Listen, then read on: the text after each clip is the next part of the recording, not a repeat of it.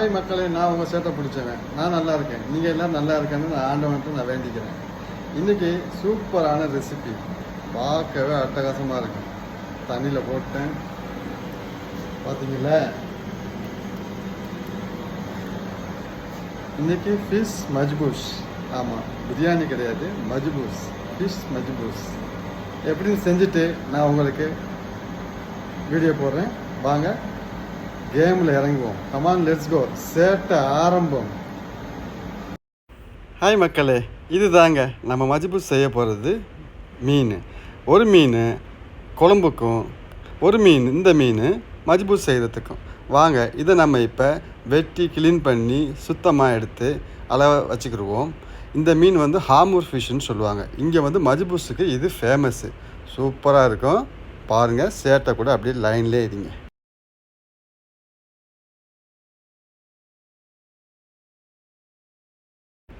வாங்க இப்போ இந்த மீன் வந்து நம்ம வந்து ஆணத்துக்கு எடுத்திருக்கோம், கறிக்கு எடுத்திருக்கோம். இந்த மீன், அந்த சின்ன மீன் பார்த்தீங்களா, இது வந்து மஜ்பூஸுக்கு, அந்த ஹாமூருங்கிற சொல்கிற மீன். இந்த மீன் இதை வெட்டி க்ளீன் பண்ணி மசாலா வந்து சேர்த்துருக்கிறேன். என்ன, மஞ்சப்பொடி, கொஞ்சம் எலுமிச்சம்பழம், அதுக்கப்புறம் உப்பு, அதுக்கப்புறம் மிளகு, எண்ணெய், இவ்வளோ தாங்க. வேறு ஒன்று நான் சேர்க்கலை. உங்களுக்கு தேவைப்பட்டால் நீங்கள் எதை வேணாலும் ஸ்பைஸு, உங்களுக்கு வந்து உரப்பு எவ்வளோ தேவைப்படுதோ அவ்வளோதுக்கு நீங்கள் சேர்த்துக்கலாம்.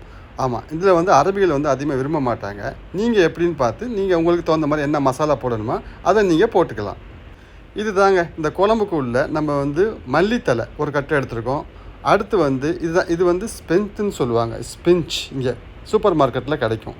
ஆமாம், ஸ்பிஞ்ச் ஒரு கட்டும், மல்லித்தலை ஒரு கட்டும் நம்ம இந்த ஆணத்துக்கு வெட்டி சிலைஸாக கழுவிட்டு சிலைஸாக பொடிசாக நம்ம கட் பண்ணிக்கிடுவோம். அதிகமாக போடக்கூடாது, போட்டால் கசக்கிற மாதிரி இருக்கும். வெங்காயம் ஒரு 4 வெங்காயம். அடுத்து வந்து இஞ்சி பூண்டு பேஸ்ட்டு, இது தான், அவ்வளோதான். இதோட வேறு ஒன்றும் இல்லை. இது எல்லாத்தையும் ரெடி பண்ணி வச்சுக்கிட்டு அடுத்தது நம்ம வந்து செய்கிறத பார்ப்போம். நான் இப்போ புளி தண்ணி கரைச்சிக்கிட்டேங்க. ஆமாம், அதோடு சேர்த்து இந்த தக்காளியை இதில் நம்ம ஒரு 4 தக்காளி கரைச்சி நம்ம ஊற்றிக்கிடுவோம், பிளெண்டரில் அடித்து. அடுத்து ஒரு பெரிய வெள்ளாரி எடுத்து இந்த மாதிரி சின்னதாக கட் பண்ணிக்கிடுவோம். அடுத்து ஒரு தக்காளி எடுத்து இந்த மாதிரி சிலேஸாக வெட்டிக்கிடுவோம். அடுத்து இஞ்சி பூண்டு பேஸ்ட்டு ரெடியாக இருக்குது. அந்த ஸ்பெஞ்சுங்கிறது, அந்த மல்லித்தலையும் ரெடியாக இருக்குது. வாங்க அடுத்ததுக்கு நம்ம பொரிக்கிறதுக்கு போவோம். இப்போ வந்து நம்ம ஆணத்துக்குள்ள மீனை நம்ம லைட்டாக பொரித்து எடுத்துக்கிடுவோம். அப்போ தான் உங்களுக்கு ஆணம் உடையாமல் இருக்கும். வாங்க இப்போ நம்ம பொரிச்சிக்கலாம் மீனை.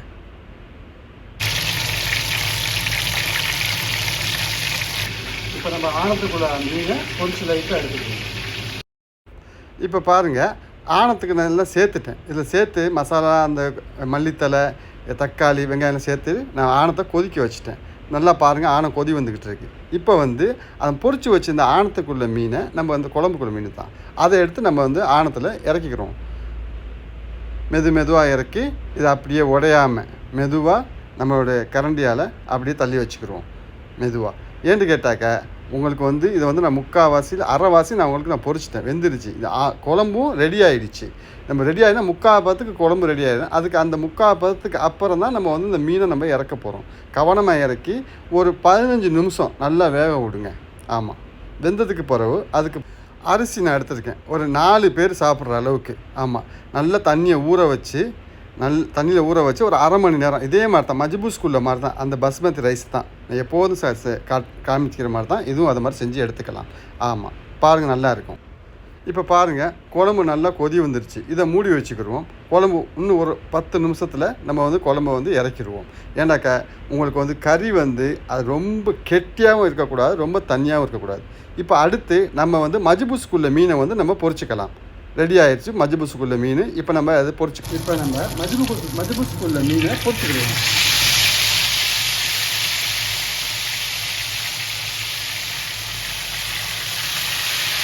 மீனாக பொரிச்சுக்கிடுவோம். மஜ்பூஸுக்குள்ள மீனை பொரிச்சிட்டோம். நல்லா பாருங்கள், கிறிஸ்பியாக அழகாக வெந்திருக்குது. இதையும் ஒரு அரை பதத்துக்கு நல்லா பொரிச்சு. இது வந்து சீக்கிரம், அந்த ஹாமூர் ஃபிஷ்ஷுங்கிறது சீக்கிரம் வந்து வெந்துடும். கொஞ்சம் கவனமாக இருக்கும். அடுத்து நம்ம வெட்டி வச்சுருந்த வெங்காயத்தையும் இந்த இஞ்சி பூண்டு வெட்டி வச்சிருந்த வெங்காயம் ஒரு 2-3 பல்லாரி, பெரிய பல்லாரி, இஞ்சி பூண்டு. இந்த எண்ணெய் நான் ஊற்றிருக்கேன் பாருங்கள், எண்ணெய் கருப்பாக இருக்கும். ஏன் எண்ணெய் கருப்பாக இருக்குது தெரியுமா? நம்ம மீன் பொரிச்சோமே, அந்த மீன் பொரிச்ச அந்த ஸ்பைஸோடு இருக்கிற எண்ணெயை தான் நம்ம இதில் யூஸ் பண்ணிடுவேன். ஏன்னு கேட்டாக்க உங்களுக்கு மீன் ஃப்ளேவர் அப்படியே மஜ்பூஸுக்கு உங்களுக்கு காட்டுங்கிறதுனால தான் நான் உங்களுக்கு இந்த எண்ணெயை நான் ஒரு பீஸ் மாஜி, ஒரு தயிர் நம்ம போட்டுக்கலாம். தேவைப்பட்டால் போட்டுக்கலாம், இல்லைன்னா தேவையில்லை தயிர். இப்போ பாருங்கள், மஜ்பூஸுக்குள்ளே தண்ணி ரெடி ஆயிடுச்சு. இப்போ நம்ம வந்து சோத்தை அரிசி களைஞ்சி வச்ச அரிசியை இதில் நம்ம இதில் எல்லாத்தையும் போட்டுக்கிடுவோம். ஆமாம், உப்பு வந்து நம்ம இப்போயே பார்த்துடணும். உப்பு பார்த்தா தான் அப்போ பின்னால் வந்து உப்பெல்லாம் பார்த்தது பிறகு பாருங்கள். இப்போ ரைஸு வந்து 3/4 பதத்துக்கு வந்துருச்சு, தண்ணியெல்லாம் வற்றிருச்சு. இப்போ என்ன பண்ணுவோம், பொரிச்சு வச்சுருந்த அந்த மஜ்பூஸுக்குள்ளே மீனை எடுத்து இதில் அப்படியே சேவ் பண்ணி பரத்தி அழகாக வச்சுருவோம். ஆமாம், ஒன்று ஒன்றா மெதுவாக எடுத்து மீன் உடையாமல் எடுத்து அழகாக அடுக்கி வச்சுருங்க. ஆமாம், எதுக்கு நம்ம இதில் அடுக்கிறோம்னாக்கா இதனுடைய அந்த ஃப்ளேவர், அந்த வாசங்கள் எல்லாம் வந்து இப்போ இந்த தம்மில் அந்த சோத்தோடு இறங்குறதுனால உங்களுக்கு வந்து அந்த மஜ்பூஸுங்கிற அந்த மீன் மஜ்பூஸுங்கிறது உங்களுக்கு நல்லா காட்டி கொடுக்கும். சில பேர் வந்து அந்த எண்ணெயில் பொரிக்க மாட்டாங்க. எண்ணெய் பொரித்த எண்ணெயில் வந்து இந்த மஜ்பூஸை வந்து செய்ய மாட்டாங்க. சில பேருக்கு அந்த எண்ணெய் பிடிக்காது. சில பேர் வெறும் எண்ணெயை மட்டும் பொரிப்பாங்க. ஆனால் அது வந்து அந்த மஜ்பூஸு, ஃபிஷ் மஜ்பூஸுங்கிற ஃப்ளேவரை வந்து அவங்களுக்கு விளங்காது. நமக்கு இப்படி பிடிச்சிருக்கு.